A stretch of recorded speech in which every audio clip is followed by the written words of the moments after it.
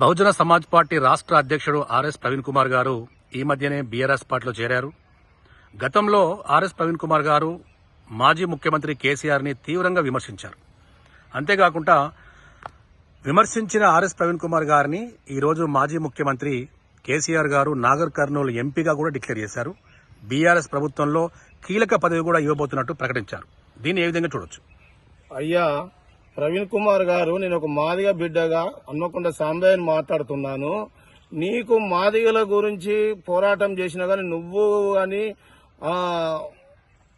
నువ్వు ప్రజల కోసం చేసింది ఏం లేదు. దళితులను ముందు పెట్టుకొని ప్రపంచంలో ఏదో సాధిస్తామని చెప్పి దళితులను పేరు చెప్పుకొని ఇలా కేసీఆర్ దగ్గర నువ్వు ఎంపీ సీటు కొట్టి నేను ఎంపీగా గెలుస్తానని నువ్వు అనుకుంటున్నావు గాని దళితులను మోసం చేసినోడు ఎవ్వడు కూడా పైకి రాలేదు. ఇలా కాసాని జ్ఞానేశ్వర్ కూడా నువ్వు హన్మకొండ సాంబయ్య బిడ్డ, నీకు వరంగల్ పార్లమెంటు టికెట్ నీకే బిడ్డ అని చెప్పి తెలుగుదేశం గవర్నమెంట్ రాష్ట్ర అధ్యక్షుడిగా వచ్చి ఇలా ఆర్ఎస్ ప్రవీణ్ కుమార్ గాని ఈయన కాసాని జ్ఞానేశ్వర్ గాని ఇద్దరు గాని కేసీఆర్ తో చేయగలిపి ఇటు ఈయన ప్రవీణ్ కుమార్ దళితుల నాగం చేసిండు. ఇలా కాసాని జ్ఞానేశ్వర్ గారు తెలుగుదేశం రాష్ట్ర అధ్యక్షుడిగా ఉండి కార్యకర్తలను నాగం చేసి ఇలా తెలుగుదేశం పార్టీని తెలంగాణలో పోటీ చేస్తానని చెప్పి అబద్దాలు చెప్పి ఇలా నువ్వు మాత్రం ఎంపీ టికెట్ తీసుకొని కేసీఆర్ దగ్గర పోటీ చేయడానికైతే ఉన్నావు. కానీ నువ్వు ప్రవీణ్ కుమార్ గాని డిపాజిట్లు కూడా రావు, గుర్తుపెట్టుకోండి. ఒక దళిత బిడ్డగా చెప్తున్నా, ఒక దళితునికి నువ్వు కాసాని జ్ఞానేశ్వర్ మోసం చేసిండు.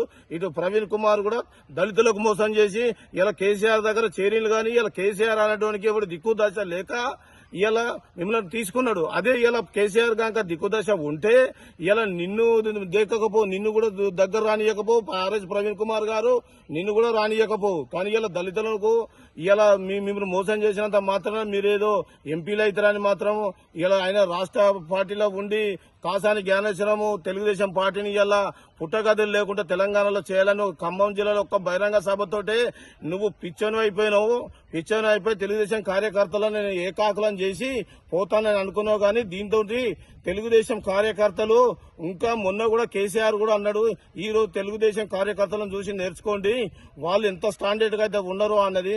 బిడ్డ కాసాని జ్ఞానేశ్వర్ ప్రవీణ్ కుమార్ గారు, మీరు ఎప్పటి వరకు అయితే ఇట్లాంటి విషయాలలో పాల్గొంటారో, ఈసారి మోసపూరితమైన పనులు చేస్తారో, ఎక్కడ పోయినా కానీ కూడా ప్రజలు మిమ్మల్ని తరిమి కొడతారన్నది నేను చెప్తున్నాను.